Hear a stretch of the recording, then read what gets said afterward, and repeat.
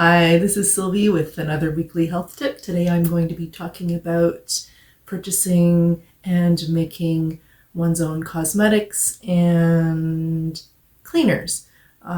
This came up because I was actually visiting one of my practitioners and I was in the bathroom and I could kind of smell like this kind of chemical smell, and I was really surprised. And then I noticed this bottle and it looked like relatively natural company, and I figured I think that there's chemicals in this air spray that may not be beneficial. So I brought it to my practitioner, we looked at it together, we read the ingredients and discovered that there was some ingredients in there that were not natural and that it was not something that we'd like to breathe in. Also, it was actually a trusted brand and a supposedly natural brand as well. So I really urge people to always look at the ingredients and make sure that it's something that you're comfortable with. And if there's something in there that you don't know what it is, I recommend you look it up and do some research and check it out to see if this is something that you'd like to breathe in, put on your body, clean your house with.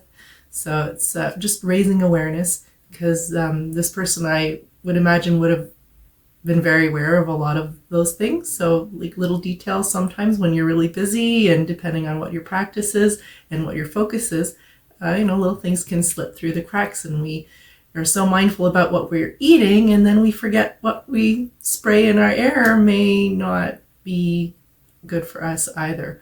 So just a really good reminder in that way.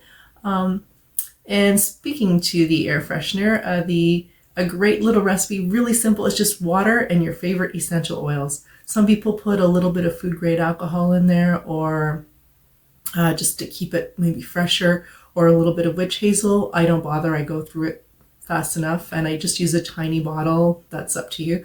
Put a few drops of essential oil blend. You could even do like a smudge kind of version with some sage in there in terms of essential oil of sage, and spray that and you get aromatherapy and fresh air, and there's no problem. I recommend, if you do use essential oils, that you do use organic ones, and some are better than others. Again, you can do your research. I don't recommend any brand per se, except for organic is always better. Okay, moving right along. And as for cleaners, I like to use a lot of Simply Clean products. Are very safe, only I find that sometimes they're not as effective as I'd like them to be. And Dr. Bronner's are also very clean and safe, in my opinion. Again, do your research.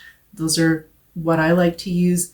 I don't use a whole lot of Simply Clean myself because I haven't been entirely satisfied, but if I knew someone who was really sensitive, for example, to things, or if someone had cancer, then I would recommend Simply Clean, because it's just really one of the safest, because the man who developed it, his wife is very, very sensitive.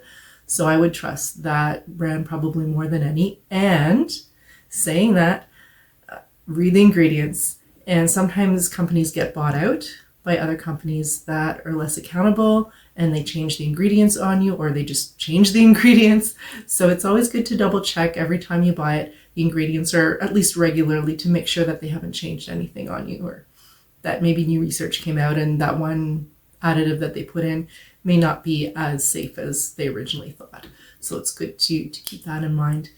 Also, sometimes you can make your own cleaners. One of my favorite things to use is actually a peroxide powder that you can get at most health food stores. Sometimes they put a little bit of baking soda in there, like a strong kind of more like washing soda type baking soda. And those are fine, really good for disinfecting, and also to use as an alternative to chlorine bleach. So those are what I like to use. And generally what I do is I look and see if everything in there is something that I feel comfortable with, and if it really isn't, then I look into making my own. There's a lot available online in terms of making your own, or you could ask me to develop something for you depending on your needs. That's something that I do offer in my business as well.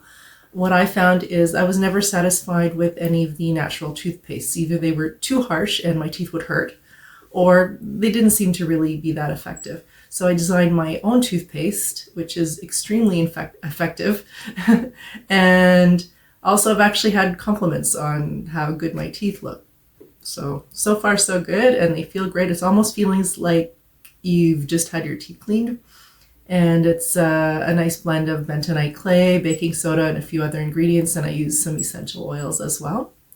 So that can be a tailored recipe as well, or you can figure out something that works for you. So that's one example of something that I just wasn't satisfied and I decided to make my own. I also make my own body butter face cream that works. And my previous video mentioned a great alternative to a lot of moisturizers is simply aloe vera and castor oil. Okay. And then toothpaste I mentioned. Oh, cosmetics. So cosmetics, I generally do my best to buy all the time at the health food store, and I do check the ingredients. Now, I don't wear a whole lot of makeup or cosmetics, mostly once or twice a week maximum for videos and for outings. So it depends on how often you wear something, makes a difference as to if there's an ingredient or two in there that you're not too comfortable with, then the dose, you might just, for ease, decide, okay, I'm going to make a conscious cheat here, which is fine. The idea is that it's conscious, so that if you're deciding that, okay, I'm okay with this, then you're making a conscious decision and you are aware. So that's the main intent of this video, is to make sure that people are aware of what they're putting in on their body, in their space, what they're breathing in, and that they're satisfied with the results. And I think that's about all. I mean, I can help people develop recipes for cosmetics and or cleaners.